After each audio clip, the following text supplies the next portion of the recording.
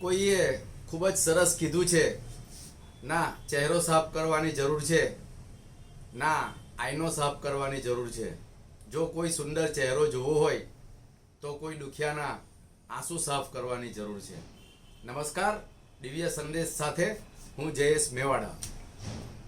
મકર સંક્રાંતિનો હાલ તહેવાર પૂર્ણ થયો છે. પુણ્ય કમાનાર લોકોએ ઘણું બધું દાન પુણ્ય તો કર્યું જ છે.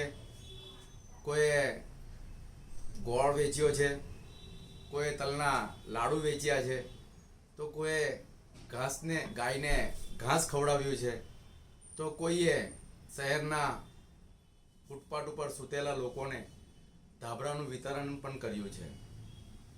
ખૂબ સારી વાત છે.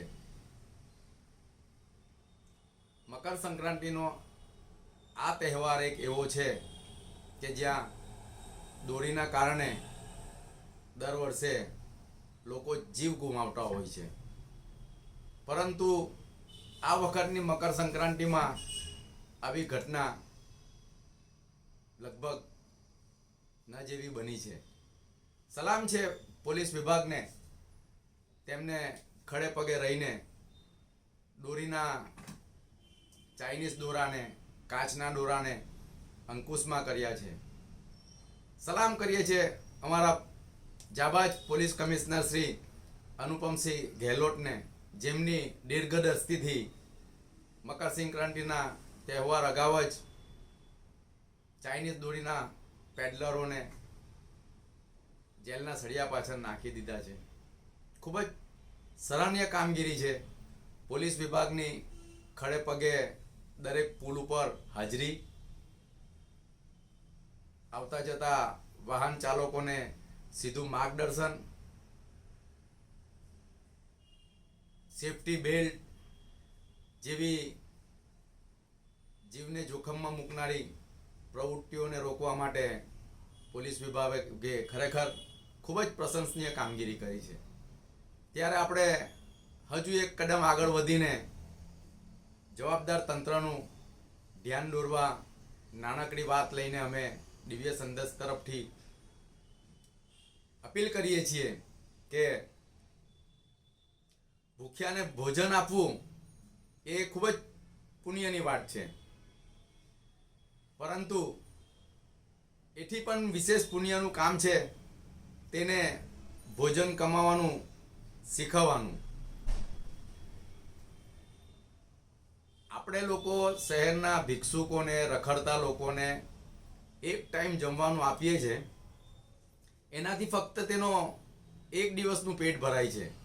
પરંતુ જો તેને આપણે ભોજન કમાવા માટેની પદ્ધતિ, શીખ આપીએ તો એ આજીવન ભોજન કમાઈને પોતાનું તેમજ પોતાના પરિવારનું ગુજરાન ચલાવી શકે એમ છે.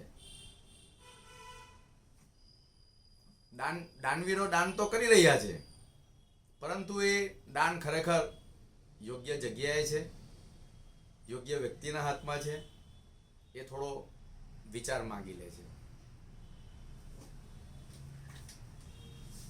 શહેરમાં ફૂટપાથ ઉપર, પુલ નીચે ભિક્ષુકોનો આજે જમાવડો છે. ઠંડીનો માહોલ છે.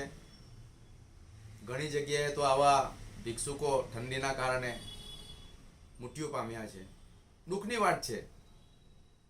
શહેર મેટ્રોની હરણફાળ ભળી રહ્યું છે અને એ જ શહેરના લોકો ઠંડીથી ઠૂઠવાઈને મરી રહ્યા છે. ખરેખર તંત્રએ આના પર વિચારવાની જરૂર છે. શહેરમાં દરેક ઝોન વિસ્તારમાં, દરેક એરિયામાં શેલ્ટર હોમ આવેલા છે, નાઇટ શેલ્ટર હોમ આવેલા છે, અનાથાલયો આવેલા છે. તેમ છતાં પણ એક ભિક્ષુકનું ફૂટપાથ પર બિનવારસી કરુણ મોત થવું એ ખરેખર બહુ દુઃખની વાત છે આપણા માટે. અમે અપીલ કરીએ છીએ તંત્રને, ભિક્ષુક ગૃહને, સમાજ સુરક્ષાને, ચાઇલ્ડ પ્રોટેક્શન યુનિટને, NCPCRને, માનવ અધિકાર પંચને